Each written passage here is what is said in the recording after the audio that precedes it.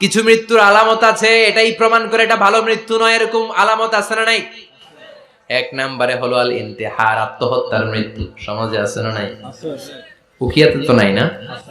এদিকেও মরে, কি জন্য? কেন মরে? হ্যাঁ, বয়ফ্রেন্ড গালি দিছে এজন্য? হ্যাঁ, মান ক্বাতালা নাফসাহু বিশাইইন উযযিবা বিহি ইয়াউমাল কিয়ামা।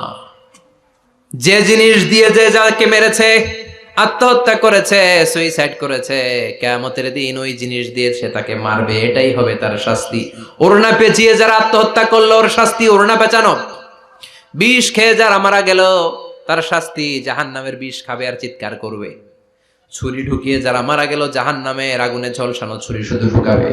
আল্লাহ আত্মহত্যা থেকে বাংলাদেশে বাঁচাও, আমাদের ছেলে মেয়েগুলারে বাঁচাও। চিৎকার দিয়ে বলেন আমিন। আত-তাআক্কুদ ফিল লিসান ফিলা ইলাহা ইল্লাল্লাহ। আজীবন কালেমা পড়ে নাই, আজীবন কালেমারে বাস দিয়েছে, এখন মরার সময় সবাই কয় কলমা পড়েন, কলমা পড়েন। এখন পড়তে চায় মাগার মুখ দিয়া বাইর হয় না। আছে না নাই? এরকম ডাকায় দুখিয়াতে নাই? কলমা পড়তে পারে না, আটকায় যায়, মরে গেছে। এই মৃত্যুটা কি ভালো? কথা বলে ফি হালাতি শুরব, অনেকে মদ খাইতে খাইতে মরে। আছে না নাই? জুলুম করতে করতে মরে। আছে না নাই? অন্যের জায়গা দখল করে মরে, এরকম আছে না নাই? ফি হালাতি ইরতিকাবিল কাবায়ের, যে কোনো কবিরা গুনাহ করা অবস্থায় যদি মারা যায় এটা খারাপ মৃত্যু, অপমৃত্যু, এটা জান্নাতি মৃত্যু নয়। চিৎকার করে বলেন ঠিক কি না?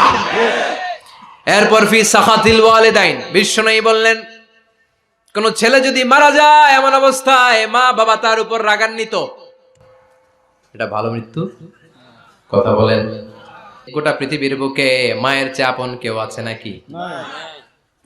এই মায়ের মনে কষ্ট দিয়ে ওই অবস্থায় যদি মারা যায়, এই মৃত্যুটা অনেক খারাপ। চিল্লায় বলেন ঠিক কিনা? এজন্য মায়ের সাথে খারাপ আচরণ করবেন নাকি?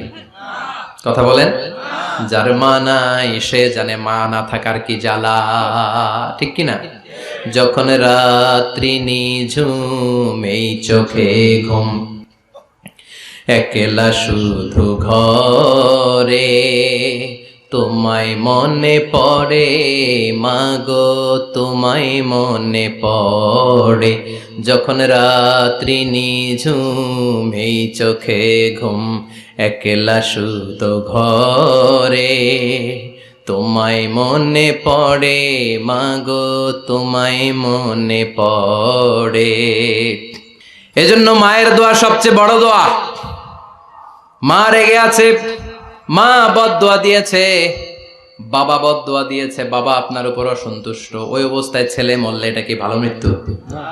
এরপরে স্বামী যদি নাখোশ থাকে স্ত্রীর উপর, স্বামী যদি স্ত্রীর উপর রেগে থাকে, অসন্তুষ্ট থাকে, ওই অবস্থায় স্ত্রী যদি মারা যায় এটাও খারাপ মৃত্যু। চিল্লায় বলেন এটাও খারাপ মৃত্যু।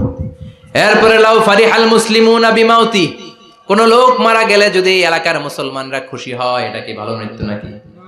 কোন লোক মারা গেলে এলাকার মুসলমানরা যদি আল্লাহর শুকরিয়া করে, এটা কি ভালো মৃত্যু নাকি?